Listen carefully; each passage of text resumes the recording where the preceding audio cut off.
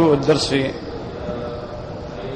في إثبات صفة العظمة والكمال لله سبحانه، سورة غافر، تفسیر ابن کثیر۔ الحمد للہ رب العالمین والصلاة والسلام على اشرف الانبیاء وسید المرسلین سیدنا محمد وعلى آلہ واصحابہ اجمعین۔ اللهم صل على سيدنا محمد وعلى آل سيدنا محمد كما صليت على إبراهيم وعلى آل إبراهيم في العالمين إنك حميد مجيد۔ أعوذ بالله من الشيطان الرجيم، بسم الله الرحمن الرحيم۔ لخلق السماوات والأرض أكبر من خلق الناس ولكن أكثر الناس لا يعلمون۔ وما يستوي الأعمى والبصير والذين آمنوا وعملوا الصالحات ولا المسيء قليلا ما تتذكرون۔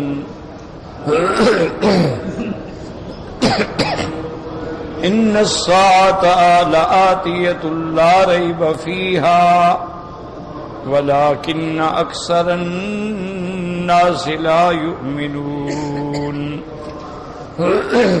قال المؤلف والمفسر رحمه الله تعالى أدام النفع بعلومه وعلومكم في الدارين آمين، إلى أن قال يقول تعالى منبها على أنه يعيد الخلائق يوم القيامة، وإن ذلك سهل عليه يسير لديه، بأنه خلق السماوات والأرض وخلقهما أكبر من خلق الناس بداءة وإيادة، فمن قدر على ذلك فهو قادر على ما دونه بطريق الأولى والأحرى۔ اب مفسر رحمۃ اللہ علیہ فرماتے ہیں کہ اللہ تبارک و تعالی نے ان آیات میں تنبیہ فرمائی ہے کہ انہ یعید الخلائق، تمام مخلوق کو اللہ دوبارہ اٹھائیں گے قیامت کے دن۔ وَإِنَّ ذَلِكَ سَهْلٌ عَلَيْهِ يَسِيرٌ لَدَيْهِ، یہ اللہ پہ آسان ہے اور اس کے لیے بالکل مشکل نہیں۔ بِأَنَّهُ خلق السماوات والارض، کہ اللہ پاک نے آسمانوں اور زمینوں کو پیدا فرمایا۔ وخلقهما اکبر من خلق الناس، آسمانوں اور زمینوں کی پیدا کرنا جو ہے وہ انسان کے پیدا کرنے سے بڑا ہے۔ بداءتن و اعادتن، اول بھی اور دوبارہ بھی۔ فمن قدر علی ذلک، جو آسمانوں اور زمینوں کو بنانے پہ قادر ہے، فَهُوَ قَادِرٌ عَلَى مَا دُونَهُ، وہ اس سے چھوٹی مخلوق کو تو بطریق اولا دوبارہ پیدا کرنے پہ قادر ہے۔ یعنی اللہ نے دلائل دیے کہ جب اتنے بڑے آسمان و زمین میں نے پیدا کر دی ہے تو ایک انسان کا دوبارہ پیدا کرنا میرے لیے کیا مشکل ہے۔ اس لیے اللہ فرماتے ہیں اولم يروا ان اللہ الذي خلق السماوات والارض ولم يعي بخلقهن بقادر على ان يحيي الموتى بلى انه على كل شيء قدیر۔ اللہ فرماتے ہیں کیا یہ نہیں دیکھتے کہ وہ ذات جس نے آسمانوں اور زمینوں کو پیدا کیا، وَلَمْ يَعْيَ بِخَلْقِهِنَّ، اور ان کے پیدا کرنے میں اس کو کوئی تھکان، کوئی کمزوری نصیب نہیں ہوئی، وہ قادر ہے کہ مردوں کو دوبارہ زندہ کر دے۔ بَلَا إِنَّهُ عَلَى كُلِّ شَيْءٍ قَدِيرٌ، بلکہ وہ ہر چیز پہ قادر ہے۔ وہ ابتداءً بھی پیدا کرنے پہ قادر ہے، وہ موت دینے پہ بھی قادر ہے، وہ موت کے بعد دوبارہ پیدا کرنے پہ بھی قادر ہے۔ وقال ہا ہنا، اور اس آیت میں اللہ نے فرمایا لخلق السماوات والارض، آسمانوں اور زمینوں کا پیدا کرنا تو انسان کے پیدا کرنے سے بڑا ہے۔ تو جب وہ اس کو پیدا کرنے پہ قادر ہے تو انسان کو پیدا کرنے پہ کیوں قادر نہیں؟ ولكن أكثر الناس لا يعلمون فلهذا لا يدبرون هذه الحجة ولا يتأملونها كما كان كثير من العرب يعترفون بأن الله تعالى خلق السماوات والأرض وينكرون الوعد استبعادا وكفرا وإنادا وقد اعترفوا بما هو اولا مما انکروا. اللہ نے فرمایا لیکن ان میں بہت لوگ ہیں جو نہیں جانتے ہیں. کیا مانا؟ یعنی لا یتدبرون، اس دلیل میں تدبر ہی نہیں کرتے، غور ہی نہیں کرتے. حالانکہ کتنے عرب ہیں جو اس بات کا اعتراف کرتے تھے. جب ان سے پوچھا جاتا تھا کہ آسمانوں اور زمینوں کو کس نے پیدا کیا ہے تو مانتے تھے کہ اللہ نے پیدا کیا. تو جب تم یہ بات مانتے ہو تو جو پہلے پیدا کرنے پہ قادر ہے دوبارہ پیدا کرنے پہ بھی قادر ہے. لیکن وہ انکار کرتے تھے اس بات کا کہ دوبارہ پیدا نہیں ہوگا کیونکہ بندہ مر جائے گا، مٹی میں مل جائے گا. اصل وجہ یاد رکھو یہ ہے کہ ان کے دماغ میں ایک شبہ،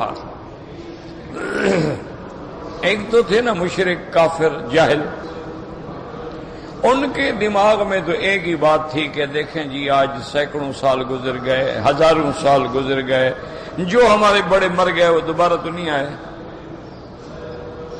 ان کے دماغوں میں تو یہ شبہ. اسی لیے قرآن نے نقل کیا ہے، وہ کہتے تھے کہ بھئی اگر ہم نے دوبارہ اٹھنا ہے تو فاتو بآبائنا، ہمارے باپ دادے کو پہلے لے آؤ. تو جب ہمارے باپ دادا مر گئے ہیں اور اس کے بعد جو بھی مر گیا وہ واپس آیا ہی نہیں، تو لہذا ہم کیسے واپس ہوں؟ یعنی ایک شبہ. یہ تو عام مشرک کافر جاہلوں کے دماغ میں ایک ہی بات ہے. لیکن جو پڑھے لکھے لوگ تھے نا جی، کچھ جیسے بعد میں فلاسفہ آئے ہیں، اسی طرح فرق باطلہ آئے ہیں، اسی طرح بعض شیوعین آئے ہیں، بعض منکرین آئے ہیں. ان کے شبہات جو تھے نا وہ عقل کے گھوڑے دوڑاتے تھے. ان کے دماغ میں یہ بات جو ہے وہ اس طرح بٹھائی جاتی تھی کہ دیکھو جی اللہ نے انسان کو 4 عناصر سے پیدا کیا. ایک مٹی ہے، ایک ہوا ہے، پانی ہے اور آگ. یہ ہیں 4 عناصر. اور اس کا آپ دیکھتے رہتے ہیں نا، اس کا ظہور بھی ہوتا ہے. کبھی آدمی رگڑے نا تو آدمی مٹی نکل آتی. آپ کبھی جا کے دیکھیں نا سونا بات وغیرہ جو ہوتے ہیں نا، یا جہاں وہ باقاعدہ یعنی گرم بھاپ سے اندر بٹھا دیتے ہیں، پھر جو ٹاول مارتے ہیں نا پورا مٹی کے بھر جاتا ہے. معلوم ہوتا ہے پتہ نہیں اتنا مٹی ہم نے کہاں سے اٹھائے کہ پھر رہے تھے، حالانکہ ہم تو روز غسل کرتے ہیں. تو اسی طرح جب دیکھیں نا کہ آدمی کو غصہ آتا ہے تو سرخ لال ہو جاتا ہے، انگارہ ہو، آنکھیں خون اگلنا شروع کر دیتی ہیں، کیونکہ وہ اثرات تو ہیں نا اس کے اندر. اچھا کبھی آدمی شرمندہ ہو تو پانی پانی ہو جاتا ہے، آنسو بہاتا ہے، گردن جھکا لیتا ہے. اسی طرح تنفس ہے جو جاری ہے، جس پر انسان کی مدار ہے، سانس رک جائے ختم.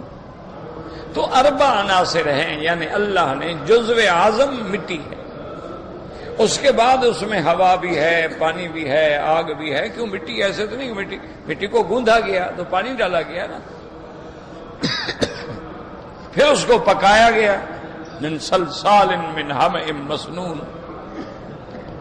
تو ان کے دماغوں میں جو خلل تھا نا وہ یہ تھا کہ ایک اصول ہے کہ جب جز کسی کل میں مل جائے تو علیحدہ نہیں ہوتی.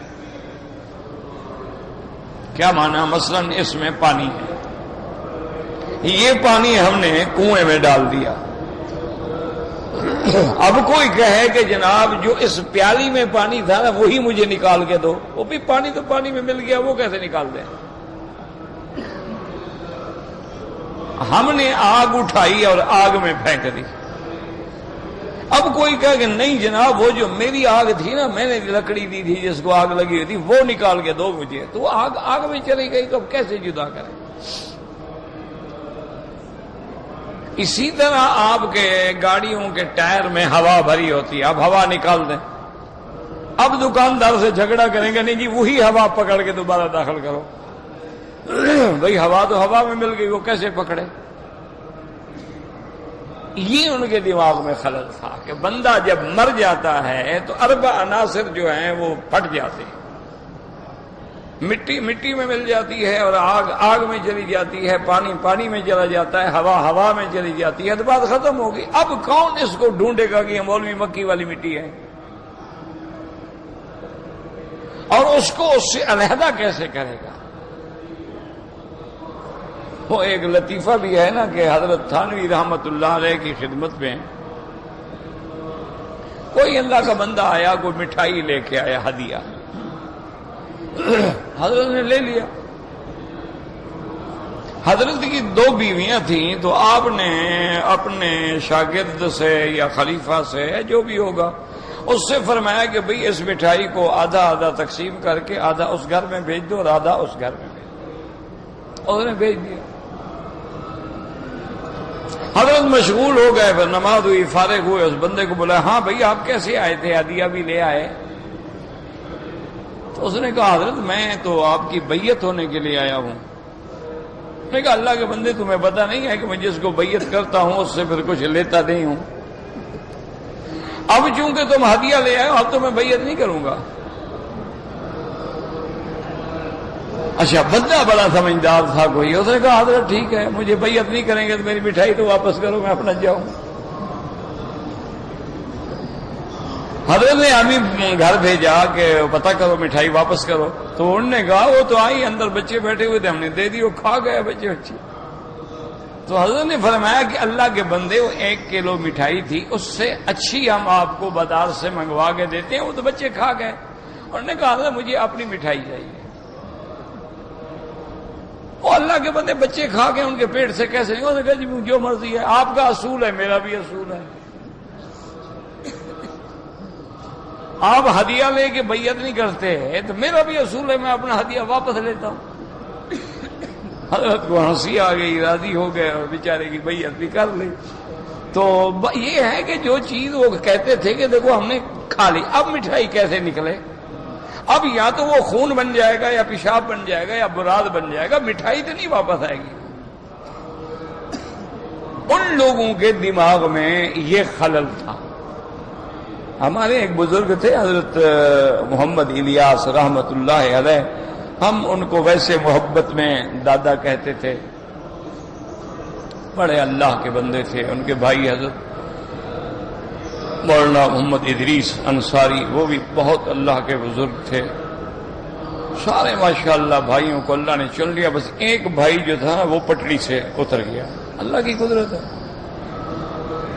اچھا وہ بھی بہت بڑا عالم ہے, عالم بہت بڑا ہے, لیکن گمراہ. پوری دنیا میں اس کا نام ہے عظیمی. تو یہ جو مراقب حال کراچی میں بنائے ہوئے ہیں اسی کے تو ہیں سارا چکر. لیکن وہ پٹڑی سے ہٹ گیا, حالانکہ بہت بڑا علم ہے اللہ کے بندے کے پاس, لیکن گمراہ ہو گیا. نجوم میں اور فلکیات میں اور پتہ نہیں کیا کیا بلاؤں میں پڑ گیا, پٹڑی سے ہٹ گیا. ایک دفعہ مجھے ٹیلی فون کیا, کہتا ہے جی آج کل امور تکوینیات جو ہیں نا آپ کے علاقے کے, آپ کے ملک کے, وہ میرے سپرد ہو گئے, اللہ نے مجھے میرے سپرد کر دیا, لہذا آپ کا جو بھی کام ہو اب مجھے کہو, یہ دن پتہ نہیں کب تک میرے پاس یہ اختیار رہے گا. مجھے بتائیں آپ کا کیا کام ہے, جو مشکل سے مشکل کام ہو مجھے بتائیں, 1 منٹ میں ہو جائے گا. میں نے کہا تم اپنی ہدایت کا فیصلہ کر لو, 1 منٹ میں اچھی بات ہے. میں تو تمہیں گمراہ سمجھتا ہوں, تم تکوینیات کے مالک بنتے جا رہے ہو. تو میں نے کہا تم میرے چاچا ہو ٹھیک ہے, لیکن یہ کہ ہو تو گمراہ, سیدھی سی بات ہے. کہتے ہیں بس جی آدمی جب وہاں بھی ہو جاتا ہے نا اس کو حق کی بات سمجھ ہی نہیں آتی. ٹھیک ہے جی. تو بہرحال حضرت الیاس صاحب جو تھے ماشاءاللہ, ہم نے کئی عرصہ کوئی تقریباً 10 سال یہاں مکے میں اکٹھے گزارے ہیں, اور روزانہ ایک قرآن کا ختم کرتے تھے. روزانہ ہر روز پوری ایک قرآن منزل تھی, الف سے لے کر والناس. اللہ ان کی قبر پہ کروڑوں رحمتیں فرمائے. وہ حضرت مدنی رحمت اللہ علیہ کے پاس گئے اور کہا کہ حضرت میں آپ کی بیعت ہونا چاہتا ہوں. انہوں نے کہا کہ بھائی وہ تھانہ بھون چلے جاؤ اور تھانوی صاحب کی بیعت ہو جاؤ. انہوں نے کہا حضرت اس کی بیعت میں کیسے ہو سکتا ہوں؟ میں کانگریسی ذہن کا آدمی ہوں اور وہ ہیں مسلم لیگی ذہن کے آدمی. جب پیر سے ذہن نہیں ملتا تو بیعت کیسے کریں؟ میں تو آپ کی بیعت ہوں گا. انہوں نے کہا پھر اللہ کے بندے استخارہ کر لو، اگر استخارے میں خیر ہو تو پھر بیعت کر لینا. انہوں نے کہا حضرت استخارہ کیا جاتا ہے جہاں شک ہو کہ یہ کام ٹھیک ہے یا غلط ہے. مجھے تو آپ کی پیری میں شک نہیں، آپ کو میرے مرید ہونے میں شک ہے تو استخارہ کر لو. انہوں نے کہا مجھے تو آپ کے پیر ہونے میں شک نہیں کہ آپ عالم ہیں، محدث ہیں، سارا سال ہم نے آپ سے دورہ حدیث پڑھا ہے، بخاری پڑھی ہے، تو مجھے تو آپ کی پیر ہونے میں شک نہیں. آپ کو شک ہے میرے مرید ہیں، آپ استخارہ کہنے کہ اچھا بھائی آؤ کر لو بیعت، جان چھوڑو. تو بعض لوگ ایسے بھی ہوتے ہیں. اللہ اکبر، بڑے لوگ تھے، اللہ ان کی قبروں پہ کروڑوں رحمتیں فرمائے. کوئی جھگڑا نہیں ہوتا تھا. حضرت مولانا ثناء اللہ، حضرت مولانا محمد حسین بٹالوی، نذیر حسین دہلوی، اہل حدیث علماء، دیوبند علماء، سب ایک دوسرے کے جلسے، تقریریں، ملاقاتیں، محبت، پیار. حضرت داؤد غزنوی، حضرت اسماعیل غزنوی، حضرت ابو بکر غزنوی لاہور میں فوت ہوئے. حضرت لاہوری کے مجالس میں جانا، ذکر میں شریک ہونا. ان کو کئی دفعہ اہل حدیث حضرات آگے کہتے اللہ کا بندہ تو اہل حدیث ہو کے ان پیروں کے ذکر میں جاتے. انہوں نے کہا ہدایت مجھے وہاں ملتی ہے، تم نہیں جاتے ہو نہ جاؤ. تو اس لیے ہمیشہ یاد رکھیں کہ بھئی ان کے دماغ میں یہ خلل بیٹھ گیا تھا کہ بھئی آدمی مٹی مل گئی، ہوا میں مل گئی. اور خدا کے بندے اس کو ہم الگ نہیں کر سکتے نا. جو ہوا کے پیدا کرنے والا ہے اس کے لیے کیا مشکل ہے؟ جو آگ کے دیکھیں نا، اب آگ کا کام ہے جلانا، لیکن جب حکم دیا ابراہیم علیہ السلام کو جلا لیا آگ نے. حکم دیا قلنا یا نار کونی بردن وسلاما علی ابراہیم. آگ کے اندر ابراہیم بیٹھے ہیں جنت میں.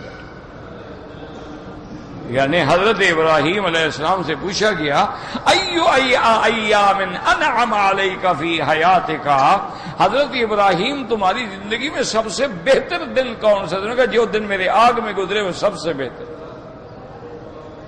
کہ لباس بھی جنت کا، کھانے بھی جنت کے، تو ایسے اچھے دن کہاں گزریں گے؟ تو وہ تو مالک ہے نا جی، وہ چاہے تو آگ کو حکم دے آگ ٹھنڈی ہو جائے، وہ چاہے تو حکم دے پانی کو کہ آگ بن جاؤ، پانی آگ بن جائے. اذا البحار فجرت، وہ حکم دے پانی کو کہ بھائی رک جاؤ، رک گیا. راستے بناؤ، بن گئے. موسیٰ علیہ السلام آرام سے گزر جاؤ، گزر گئے. فرعون ہے مل جاؤ، پکڑ لو، غرق کر دو، غرق کر دو. تو جس کے ہوائیں بھی تابع، پانی بھی تابع، آگ بھی تابع، مٹی بھی تابع، تو بدبختو تم انسان جدا نہیں کر سکتا نا، وہ تو خالق ہے، اس نے تو حکم دینا ہے کہ ہو جا، بس ہو گیا.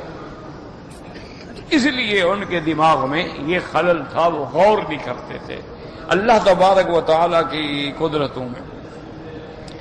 اب اللہ پاک فرماتی ہیں وما يستوي الاعمى والبصير والذين آمنوا وعملوا الصالحات ولا المسيء قليلا ما تذكرون. أي كما لا يستوي الأعمى الذي لا يبصر شيئا والبصير الذي يرى ما انتهى إليه بصره. اللہ نے فرمایا کہ جیسے اندھا اور دیکھنے والا برابر نہیں ہو سکتے، بینا اور نابینا.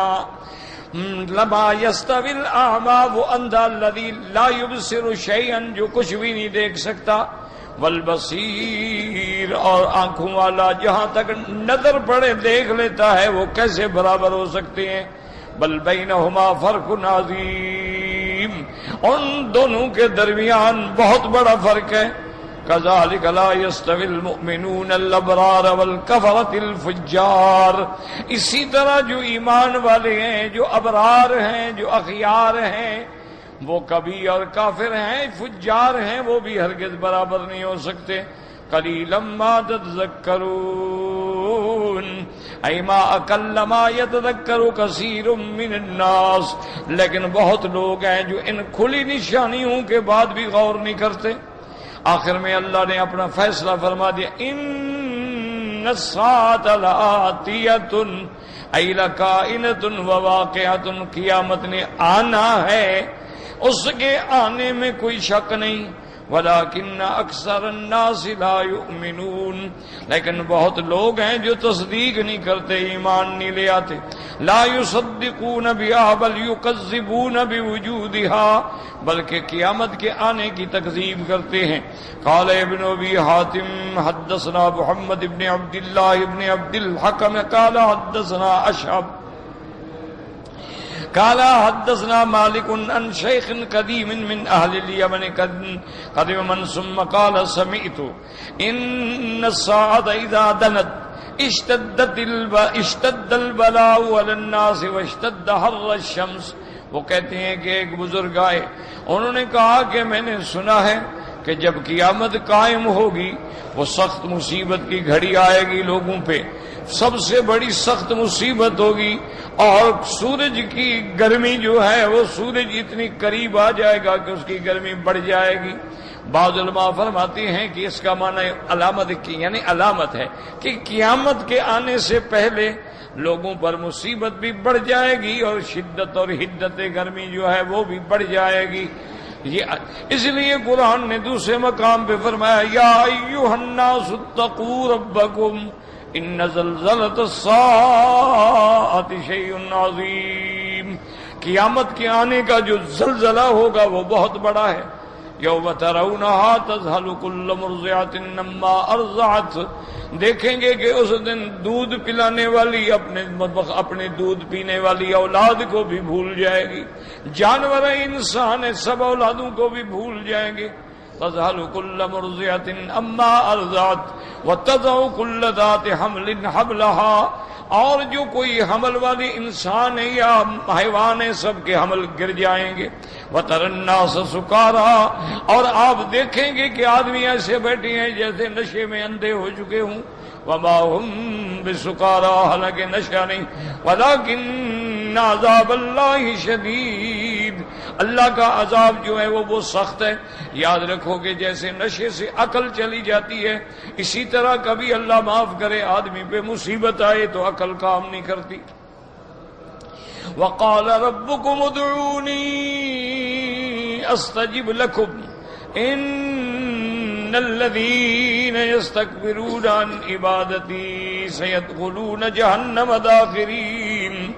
هذا من فضله تبارك وتعالى وكرمه أنه ندب عباده إلى دعائه وتكفر لهم بالإجابة كما كان سفيان الثوري يقول يا من أحب عباده إليه من سأله فأكثر سؤاله ويا من أبغض عباده إليه من لم يسأله وليس أحد كذلك غيرك يا رب. اللہ تبارک و تعالیٰ کا یہ فضل ہے، اللہ کا یہ کرم ہے، اللہ کا یہ احسان ہے کہ اپنے بندوں کو خود فرماتی ہیں کہ مجھے پکارو، اور پھر وعدہ بھی فرماتے ہیں ان کی دعائیں سننے کا. یہ کتنا بڑا کرم ہے میرے مولا کا. اسی لیے سفیان ثوری فرماتے تھے کہ یا من احب عبادہ الیہ، آئے وہ ذات جس کو مانگنے والا بندہ زیادہ پیارا ہے. جو اس سے زیادہ مانگتا ہے وہ زیادہ پیارا ہے، اور جو اس سے نہیں مانگتا وہ اس کے نزدیک مبغوض ہے. وَلَيْسَ أَحَدٌ كَذَلِكَ غَيْرَكَ يَا رَبِّ. اور یہ صفت کسی اور کی ہو ہی نہیں سکتی کہ بندہ جتنا مانگے تنگا، لیکن وہ ذات ایسی ہے جو زیادہ مانگے اس کو محبوب سمجھتا ہے، اور جو نہ مانگے اس سے ناراض ہوتے ہیں. اللہ یغضب ان ترکت سؤالہ وبنی آدم حین یسأل یغضب. جیسے کہ شاعر نے کہا کہ اللہ ناراض ہو جاتے ہیں اگر تم مانگنا چھوڑ دو، اور بنی آدم ناراض ہو جاتے ہیں تم ان سے جب مانگتے ہو. وہ کہتے یار کیا تم نے تنگ کر رکھا ہے، روزہ جاتے ہو روزہ جاتے ہو، دفع ہو جاؤ. تو وہ مانگنے سے ناراض ہو جاتے، وہ نہ مانگنے سے ناراض ہو جاتے۔ تو ایسے خدا کو چھوڑ کے بندہ پھر قبروں سے مانگے، مردوں سے مانگے، درختوں سے مانگے، بتوں سے مانگے، دیوی دیوتا سے مانگے، تو اس سے بڑا جاہل کون ہوگا کہ جو خالق ہے، جو مالک ہے، جو قادر ہے، جو متصرف ہے، وہ خود حکم دے رہا ہے کہ ادعونی، مانگو مجھ سے۔ وقال قتادہ قال كعب الأحبار أعطيت هذه الأمة ثلاثا لم تؤتهن أمة قبلها ولا نبي۔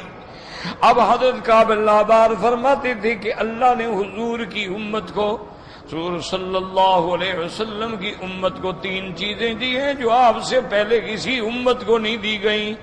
کان اذا ارسل اللہ نبیا قال له انت شاہد علی امتک وجعلکم شہداء۔ اللہ تبارک و تعالیٰ پہلے زمانے میں جب نبی بھیجتے تھے تو فرماتے تھے کہ تم اپنی امت پہ قیامت میں گواہی دو گے، تو اللہ تبارک و تعالیٰ پہلے گواہی انبیاء کی مقرر فرماتے، لیکن یہ شان امت محمد مصطفیٰ کا ہے کہ اللہ نے ان کو بھی شہداء بنا دیا ہے۔ اس لیے قرآن میں آتا ہے وَكَيْفَ إِذَا جِئْنَا مِن كُلِّ أُمَّةٍ بِشَهِيدٍ وَجِئْنَا بِكَ عَلَىٰ هَٰؤُلَاءِ شَهِيدًا۔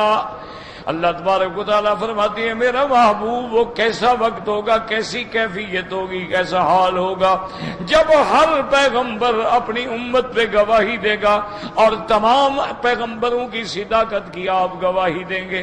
اسی طرح فرمایا وَكَذَلِكَ جَعَلْنَاكُمْ أُمَّةً وَسَطًا لِتَكُونُوا شُهَدَاءَ۔ اللہ نے فرمایا ہے کہ آپ کی امت کو بھی میں نے امت وسط بنایا، شرف والی امت بنایا ہے، یہ بھی قیامت میں گواہ بنائے، گواہی دیں گے۔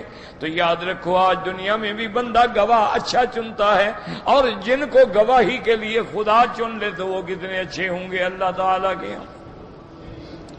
اس لیے فرماتے ہیں وَجَعَلَكُمْ شُهَدَاءَ عَلَى النَّاسِ وَقَانَ يُقَالُ لَهُ لَيْسَ عَلَيْكَ فِي الدِّينِ مِنْ حَرَجٍ۔ اللہ پیغمبروں کو فرماتے تھے کہ دین میں تم پہ سختی نہیں، لیکن اللہ نے حضور کی امت کو یہ رعایت دی، فرمایا وَمَا جَعَلَ عَلَيْكُمْ فِي الدِّينِ مِنْ حَرَجٍ وَكَانَ يُقَالُ لَهُ ادْعُنِي أَسْتَجِبْ لَكَ۔ اللہ پہلے پیغمبروں کو فرماتے تھے کہ مجھ سے مانگو میں تمہیں دوں گا، لیکن یہ شان بھی امت محمد مصطفیٰ کی ہے کہ اللہ نے فرمایا حضور کی امت کو کہ ادعونی استجب لکم۔ تو یہ 3 نعمتیں جو ہیں پہلے صرف انبیاء کو ملتی تھیں، اور اب یہ نعمتیں حضرت محمد مصطفیٰ کی امت کو مل چکی ہیں۔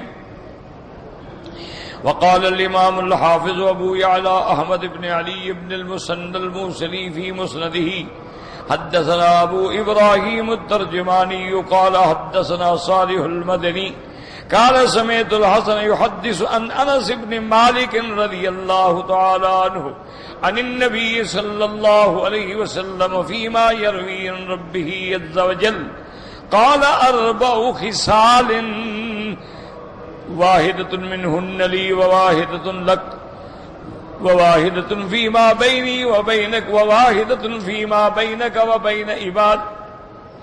اب اس روایت میں آتا ہے کہ حضرت انس بن مالک فرماتے ہیں کہ حضور پاک نے فرمایا فیما یرویہ عن ربہ، یعنی حدیث قدسی ہے، حضور نے فرمایا کہ میرے اللہ نے فرمایا کہ 4 خصلتیں ہیں، واحدۃ منہن لی، ان 4 میں ایک میرے لیے ہے، وواحدۃ لک، ایک تیرے لیے ہے، وواحدۃ فیما بینی وبینک، اور ایک تیرے اور میرے درمیان مشترک ہے، وواحدۃ فیما بینک وبین عبادی، اور ایک چیز ایسی ہے جو تیرے اور میرے بندوں کے درمیان کے اندر ہے۔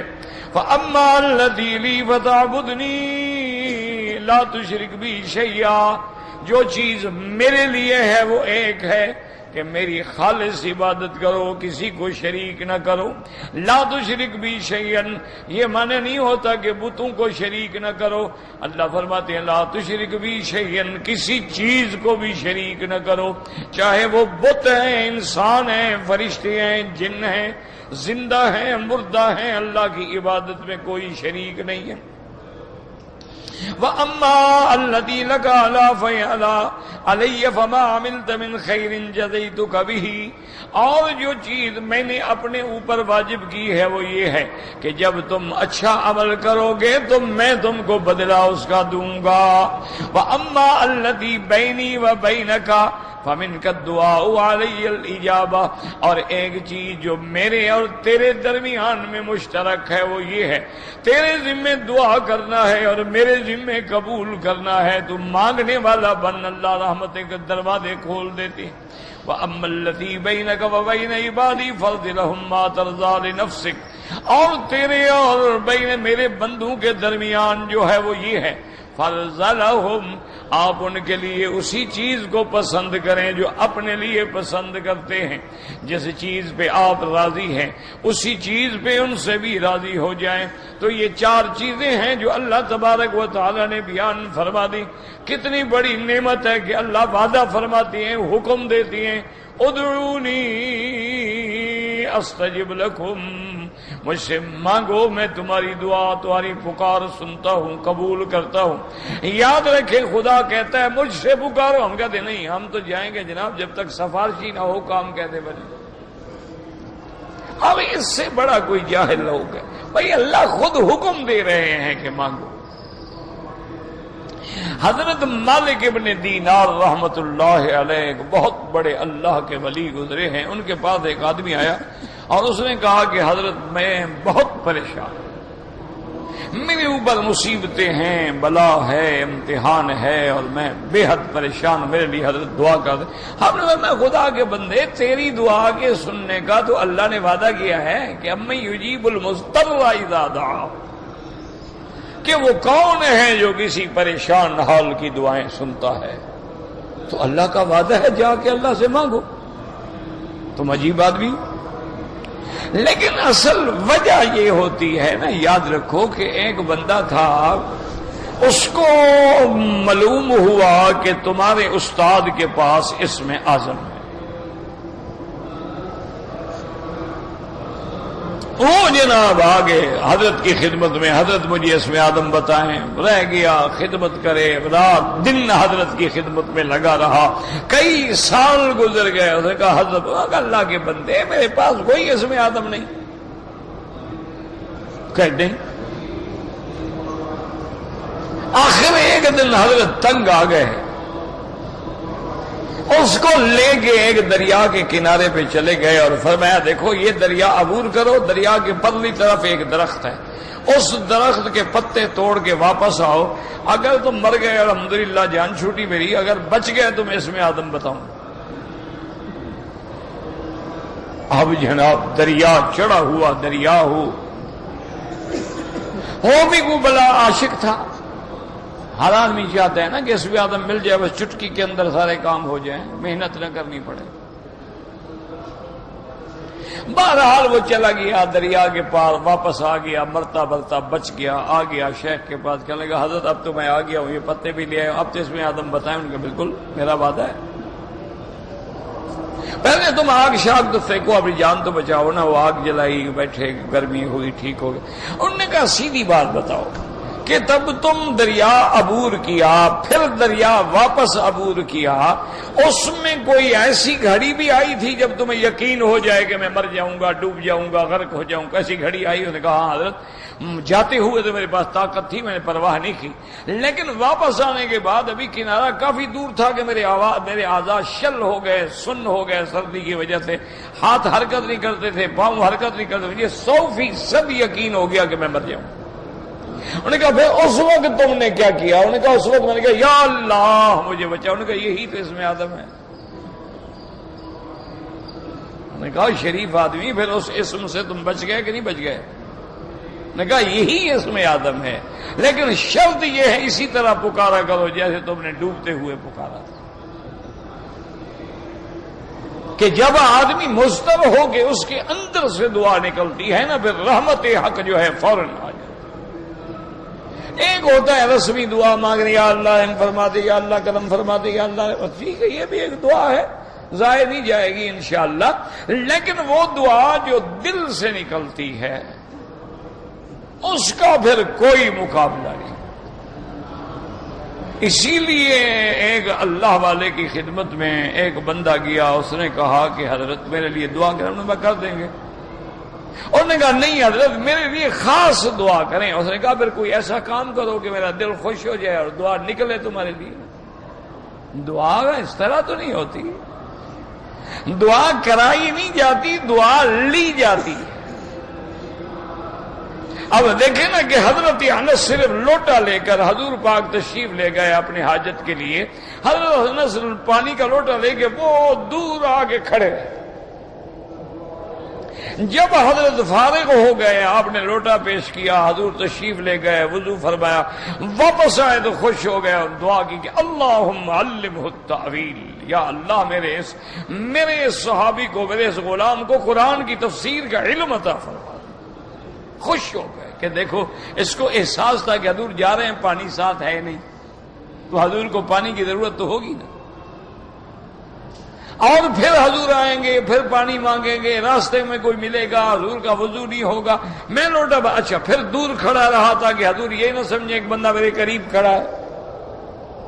پھر جب حضور فارغ ہو کے واپس آئے، پھر ادب سے پانی پیش کیا، تو حضور نے اس کی سمجھداری کو دیکھ کے ایسی دعا کر دی کہ تمام صحابہ میں علم تفسیر میں سب سے بڑا حضرت ابن عباس، بس دعا لگ گئی۔ یہ تو دعائیں بزرگوں سے لی جاتی ہیں۔ ایک ہوتا ہے جرنلی کہہ دینا حضرت دعا کریں، وہ بھی کہہ دیتے اللہ مغفر لجمیع المسلمین والمسلمات والمؤمنین والمؤمنات، بس سب کی دعا ہو گئی۔ اچھا اللہ مغفر لنا ولمن اوصانا واستوصانا، یا اللہ جنہوں نے ہمیں دعا کے لیے کہا تھا ان کی بھی قبول فرمائے، ہو گئی۔ ایک ہے کہ نہیں، دل سے دعا نکلتی، اصل دعا وہ ہوتی ہے، اس کے جو اثرات ہوتے ہیں نا پھر اس کا کوئی مقابلہ نہیں۔ اور دوسری، اگر آپ کو اسم اعظم کا شوق ہے نا تو اس کا بڑا آسان حل ہے۔ یہ تو پیر وغیرہ تو چھپاتے ہیں نا، ان نے تو چونکہ نظر لینی ہے، میں نے کیا لینا ہے آپ سے۔ اس کا آسان حل یہ ہے کہ 99 اللہ کے نام ہیں،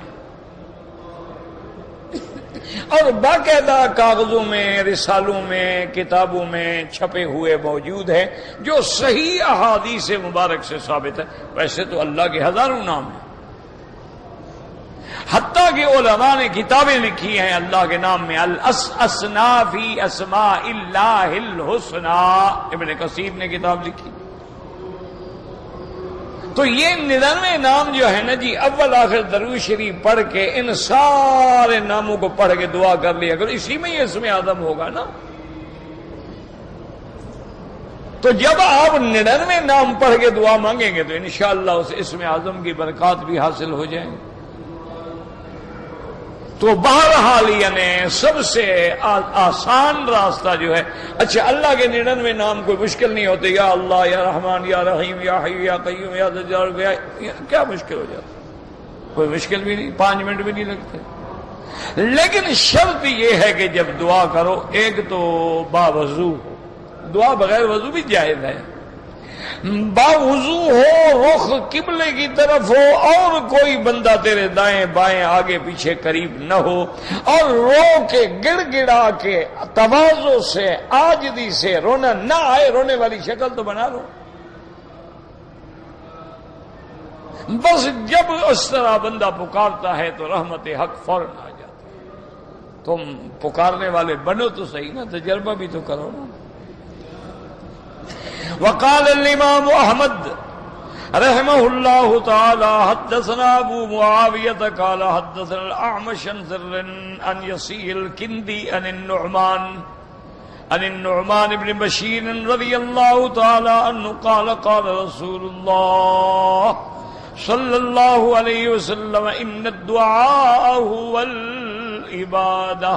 اس حدیث مبارک میں آتا ہے کہ میرے آقا رحمتی دو عالم نے فرمایا، ان الدعاء، یہ دعا جو ہے عبادت ہے، اور عبادت جو ہے وہ دعا ہے۔ یہ نہ کہا کریں کہ اب یا غوث اعظم، یا شیخ، یا پیر، تو یہ تو دعا عبادت ہے، مانا تم شرک کر رہے ہو، اللہ کے سوا غیر سے مانگ رہے ہو۔ ان الدعاء هو العبادۃ ثم قرأ ادعونی استجب لکم ان ان الذین یستکبرون عن عبادتی، اللہ نے دعا کو عبادت فرمایا نا، ان الذین یستکبرون عن عبادتی سیدخلون جہنم داخرین۔ وہکذا رواہ اصحاب السنن الترمذی والنسائی وابن ماجہ وابن ابی حاتم وابن جریر کلہم من حدیث الاعمش بہ، وقال الترمذی حسن صحیح، ورواه ابو داود والترمذی والنسائی وابن جریر ایضا من حدیث شعبۃ عن منصور الاعمش کلاہما عن ذر بہ، وقد رواه ابن یونس عن اسید بن عاصم بن مہران حدثنا النعمان بن عبد السلام قال حدثنا سفیان الثوری عن منصور عن ذر به، ورواه ابن حبان والحاکم فی صحیحہما، وقال الحاکم صحیح الاسناد، وقال الامام احمد حدثنا وکی قال حدثني ابو صالح المدني شيخ من اهل المدينه سمعوا النبي صالح، وقال مره سمعت ابا صالح يحدث عن ابي هريره رضي الله عنه قال قال رسول الله صلى الله عليه وسلم من لم يدع الله عز وجل غضب عليه، جو اللہ سے نہیں مانگتا اللہ اس پہ ناراض ہوتے ہیں۔ تفرد به احمد وهذا اسناد لا باس به، وقال الامام احمد ايضا حدثنا مروان الفزاري قال حدثنا سبيع ابو الملي سمعت ابا صالح يحدث عن ابي هريره قال قال رسول الله صلى الله عليه وسلم ومن لا يسأله يغضب عليه، جو بندہ اللہ سے سوال نہیں کرتا، کیا مانا تکبر کے طور پہ، یہ نہیں کہ ویسے دعا ایک آدمی قرآن پڑھتا رہتا ہے سوال نہیں کرتا، تو وہ تو اللہ بغیر مانگے بھی دے دیتے ہیں۔ مانا یہ ہے کہ نہیں مانگتا، کیا مانا تکبر کر کے نہیں مانگتا، بڑائی کر کے نہیں مانگتا ہے۔ وقال الحافظ ابو محمد الحسن بن عبد الرحمن الحرمزی قال حدثنا حمام قال حدثنا ابراہیم بن الحسن قال حدثنا نائر بن نجی قال حدثني عائد بن حبيب محمد بن سعيد قال لما مات محمد بن مسلمة الأنصاري وجدنا في ذؤابة سيفه كتابا بسم الله الرحمن الرحيم سمعت رسول الله صلى الله عليه وسلم يقول إن لربكم في بقية أيام دهركم نفحات فتعرضوا له لعل دعوة أن توافق رحمة فيسعد بها صاحبها سعادة لا يسر بعدها أبدا۔ حضرت محمد بن سعید فرماتی ہیں کہ جب محمد بن مسلمۃ الانصاری فوت ہوئے، ان کی تلوار کے اوپر کا جو دستہ ہے ان کے اندر ہم نے ایک لکھا ہوا خط پایا، اس پہ لکھا تھا بسم اللہ الرحمن الرحیم۔ میں نے حضور پاک سے سنا ہے کہ تمہارے رب کا یہ جو باقی دنیا کے دن رہ گئے ہیں اس کے اندر رحمت کے اوقات ہوتی ہیں، اللہ سے مانگا کرو، ہو سکتا ہے کہ وہ رحمت کی گھڑی تمہیں مل جائے اور تم کامیابیوں کے کن آخری حدوں پہ پہنچ جاؤ کہ اور ایسی سعادت نصیب ہو جائے کہ اس کے بعد کبھی گھاٹا نہ ہو۔ اس لیے علماء کہتی ہیں کہ بندے کا کام یہ ہے کہ ہر وقت مانگتا رہے، جب کبھی وہ گھڑی رحمت کی مل جاتی ہے تو ساری بگڑی بن جاتی ہے اور سارے کام حل ہو جاتے ہیں۔ ہر وقت مانگتے رہیں، ذکر کرتے رہیں، درود پڑھتے رہیں، استغفار کرتے رہیں، تسبیح کہتے رہیں، تحمید کہتے رہیں، سبحان اللہ و بحمدہ سبحان اللہ العظیم۔ اور مومن کے لیے اگر اونچا چڑھ رہا ہے تو اللہ اکبر، نیچے اتر رہا ہے تو سبحان اللہ، وضو کر رہا ہے تو بسم اللہ الرحمن الرحیم، اسی طرح کھانا کھا رہا ہے تو بسم اللہ الرحمن الرحیم، کھا کے بیٹھتا ہے تو الحمدللہ الذی اطعمنا وسقانا، اگر نیا کپڑا پہنتا ہے تو کہتے الحمدللہ الذی کسانا من العرا، حتیٰ کہ حمام میں جاتا ہے تو دعا ہے اللہم انی اعوذ بک من الخبث والخبائث، باہر نکلتا ہے تو دعا ہے الحمدللہ الذی عافانی عن الاذى غفرانک، اگر میاں بیوی لیٹتے ہیں تو کپڑے کھولنے سے پہلے وہاں بھی دعا ہے اللہم جنبنی الشیطان ان عنا وجنبنا عنہ وجنب ما رزقتنا منہ. یہ دعا پڑھ لیں تو پھر اولاد پہ شیطان کے اثرات نہیں آتے ہیں. ہر حال میں دعا ہے. کوئی پتہ نہیں ہوتا نا کون سی گھڑی ہے رحمت کی, کون سا وقت ہے اجابت کا, کون سا وقت ہے کہ جس میں رحمت رب موافق آ جاتی ہے.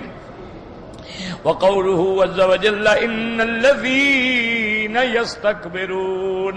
اللہ کے قرآن نے خود تفسیر کر دی کہ جو مجھ سے مانگنے میں تکبر کرتے ہیں, نہیں مانتے. يَسْتَكْبِرُونَ عَنْ عِبَادَتِي عَنْ دُعَائِي وَتَوْحِيدِي, جو مجھ سے نہیں مانگتے اور میری وحدانیت و الوہیت کا عقیدہ نہیں رکھتے. سَيَدْخُلُونَ جَهَنَّمَ دَاخِرِينَ صَاغِرِينَ حَقِيرِينَ. آنے والے زمانے میں ہم ان کو داخل کریں گے جہنم میں. یہ جہنم میں داخل ہوں گے ذلیل ہو کر, حقیر ہو کر. کما قال الامام احمد حدثنا یحییٰ بن سعید عن ابن عجلان قال حدثنی عمرو بن شعیب عن ابیہ عن جدہ عن النبی صلی اللہ علیہ وسلم قال یحشر المتکبرون یوم القیامت امثال الذر فی صور الناس یعلوہم کل شیء من الصغار حتی یدخلوا سجنا فی جہنم یقال له بولس تعلوہم نار الانیار یسقون من طینۃ الخبال یصار آل النار.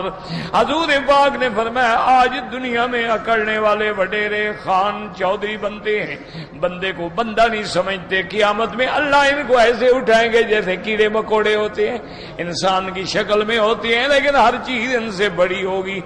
اور اسی طرح ان کو جہنم کے اس حصے میں داخل کیا جائے گا جس کا نام ہوگا بولس, اور ان کے اوپر نار الانیار, جو آگوں کی بھی آگ ہے وہ ان کے اوپر ہوگی.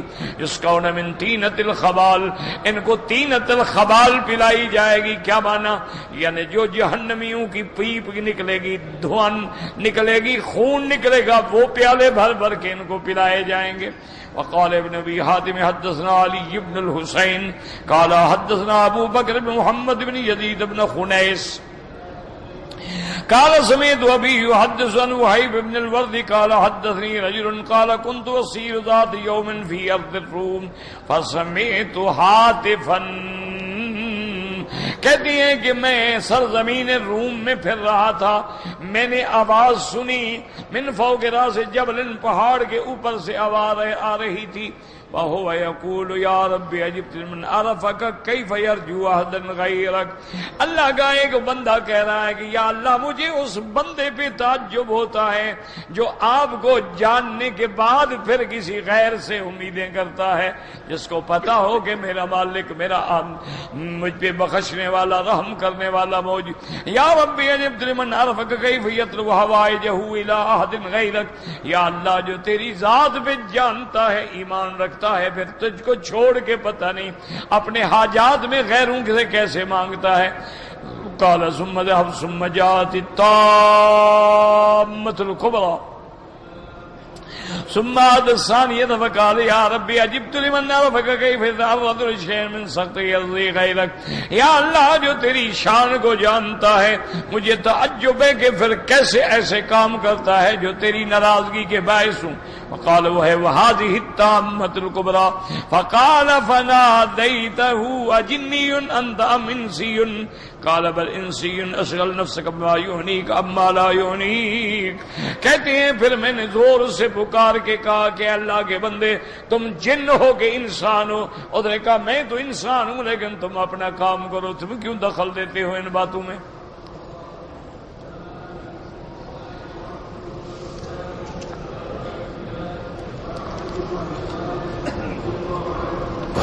کہتے جی کہ 7.25 تولے سونے کی بات تو ہمیں سمجھ آ گئی ہے, لیکن ہم اپنے اخراجات جو ہیں وہ کیسے نکالیں. خدا کے بندے تمہارا پتہ نہیں کہ دماغ ہے یا کیا ہے, تو سال میں جو کچھ کھاتے رہے پیتے رہے وہ خود بخود خرچ ہو گیا, نکالو گے کیسے؟ جو بچا ہے نکلا ہوا ہے وہ عجیب آدمی.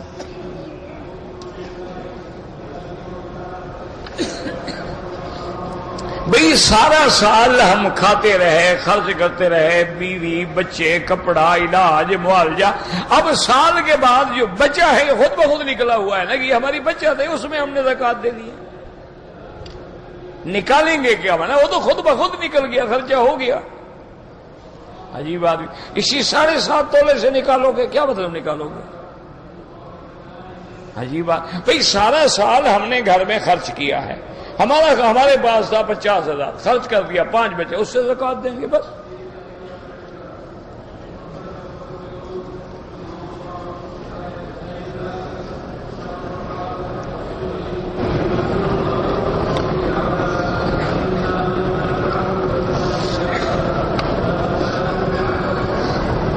میرے بھائی کے ٹرک کا حادثہ ہوا, اس کی دونوں ٹانگیں بیچارے کی کاٹ دی گئیں. انا للہ و انا راجعون.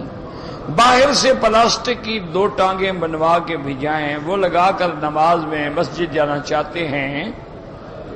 ہاں کوئی بات نہیں, وہ جائیں بالکل نماز پڑھیں, ان کے وہ تو عارضی چیز ہے, اس پہ جا کے اس کا وضو کی کوئی ضرورت ہے. پاؤں اس کے تھوڑے ہیں کہ اس کو روزانہ دھوتا رہے, بس وہ صاف ہوں, اس میں کوئی گندگی لگی ہوئی نہ ہو, کوئی چیز لگی ہوئی نہ ہو. ریا نہیں دیکھتے ہو حرم میں کتنے لوگ ہیں جو مصنوعی ٹانگوں کے ساتھ اپنا آتے ہیں, جاتے ہیں, چلتے ہیں, اور نمازیں بھی پڑھتے ہیں, عبادت بھی کرتے ہیں, طواف بھی کرتے ہیں اللہ تبارک و تعالیٰ کے رحمت سے. تو میرا بھائی, اس میں ان کا کیا قصور ہے؟ کتنا بڑا حادثہ ہو گیا. اب اس کی ٹانگ, ان کے لیے ضروری نہیں ہوتا کہ آدمی روزانہ دھوئے, بس وہ صاف ہیں, ان کو کچھ لگا ہوا نہیں ہے, بس ٹھیک ہے. جیسے جوتا پاک ہے تو پاؤں تو دھوئیں گے, یہ تو نہیں کہ ہر دفعہ جوتا بھی دھو. اگر جوتا پاک ہے, جیسے بعض لوگ ہیں وہ حرم کے لیے ایک الگ جوتا رکھ لیتے ہیں, یا حرم کے لیے ایک الگ موزہ رکھ لیتے ہیں. کیوں؟ جرابیں آخر پھٹ جاتی ہیں تو موزہ پہن لیتے ہیں, جب باہر نکلتے ہیں موزہ نکال کے جیب میں ڈال لیتے ہیں, تھیلی میں. ٹھیک ہے, ضروری نہیں کہ اس کو بھی ہم روزانہ دھوئیں گے. تو بہرحال بالکل وہ نماز پڑھیں. اور یہ قدرت کی طرف سے حادثے ہوتے ہیں, اس کا ایک علاج ہمیشہ یاد رکھیں کہ حضور صلی اللہ علیہ وسلم کا ایک فرمان ہے, اپنے سے ہمیشہ نیچے والے کو دیکھو. مثلا تیری دونوں ٹانگیں کٹ گئیں, وہ بھی تو ہے نا, دونوں ٹانگیں بھی کٹ گئیں اور ہاتھ بھی کٹ گیا. وہ بھی تو ہے نا کہ دونوں ٹانگیں بھی ہیں, ہاتھ بھی ہیں, دماغ پہ چوٹ لگی, دماغ کام نہیں کرتا, پاگل ہو گیا. اسی طرح جب آپ پیدل چل رہے ہیں, اس کو دیکھیں جو غریب ویل چیئر پہ ہے, جو غریب گھسٹ کے چل رہا ہے, جو غریب لکڑی کی پھٹے بنا کے اس کو ویل لگا کے اوپر پھر رہا ہے, تاکہ تم اللہ کا شکر کر سکو کہ یا اللہ میں تو بڑی رحمت میں ہوں. تمہارے پاس اگر ایک رات 5 ریال ہے, اس پہ نظر ڈالو جس کے پاس 1 ریال بھی نہیں ہے. اگر تم ان پہ نظر ڈالو گے جو 5-5 ہزار کے جا کے 5 سٹار اور 7 سٹار ہوٹلوں میں کھانے کھاتے ہیں, پھر تو تم کہو گے اللہ ان کو دیا مجھے نہیں دیا, پھر تو ناشکری ہوگی. ہمیشہ آپ سے نیچے والے کو دیکھو. اچھا ایک آدمی ہے جی وہ خوبصورت نہیں ہے, وہ دیکھو جو بالکل سیاہ ہے, تو کیا ان کی زندگی نہیں گزر رہی, ان کی اولادیں نہیں ہیں, ان کی مخلوق نہیں ہے؟ کتنے لوگ ہیں اللہ نے جن کو چھوٹے قد کا بنایا ہے, کروڑوں کی آبادی ہے, تو کیا ان کو کیا ہو گیا؟ ہنستے ہیں, کھیلتے ہیں, اولادیں ہیں, نسلیں ہیں, سب کچھ ہے, ان میں علماء ہیں, محدث ہیں, مفسر ہیں. تو اس لیے ہمیشہ حضور نے فرمایا تھا کہ عائشہ اپنے سے بڑے لوگوں کے گھروں میں نہ جایا کرو, جاؤ گی تو پھر نہ شکری کہ میرے پاس تو چمڑے کا ہار ہے, ان کے پاس تو جی ڈائمنڈ کے ہار ہیں, پھر تو نہ شکری کرو گی. یہ اللہ کا نظام ہے. دولت اچھی ہوتی تو اللہ فرعون کو دیتا, دولت اچھی ہوتی تو اللہ قارون کو, شداد کو, حامان کو, نمرود کو, ابو جہل کو دیتا. دولت ہے ہی دشمنوں کے لیے, مومنوں کے لیے تو جنت ہے. اللهم صل على سيدنا محمد وعلى آل سيدنا محمد كما صليت على إبراهيم وعلى آل إبراهيم في العالمين إنك حميد مجيد. يا عليم يا حليم يا علي يا عظيم يا عليم يا حليم يا علي يا عظيم يا عليم يا حليم يا علي يا عظيم يا حي يا قيوم يا ذا الجلال والإكرام.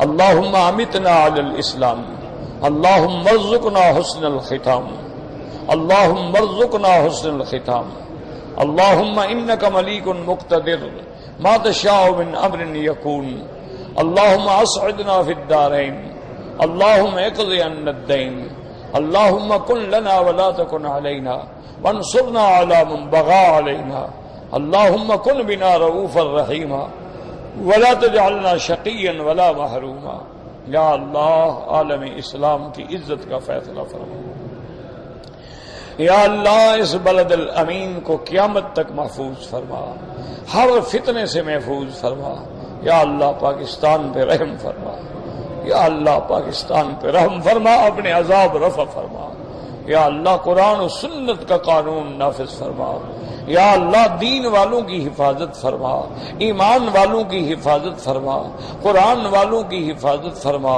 تبلیغ والوں کی حفاظت فرما یا الہ العالمین مسلمان عرب میں ہیں عجب میں ہیں ان کی جان مال آبرو عزت کی حفاظت فرما اللهم اشفنا واشف مرضانا وارحم موتانا واستجب دعاءنا ولا تخيب رجاءنا برحمتك يا ارحم الراحمين صلى الله تعالى على خير خلقه سيدنا محمد وعلى آله وصحبه أجمعين اللهم صل على سيدنا محمد وعلى آل سيدنا محمد كما صليت على إبراهيم وعلى على على على على على على على على على على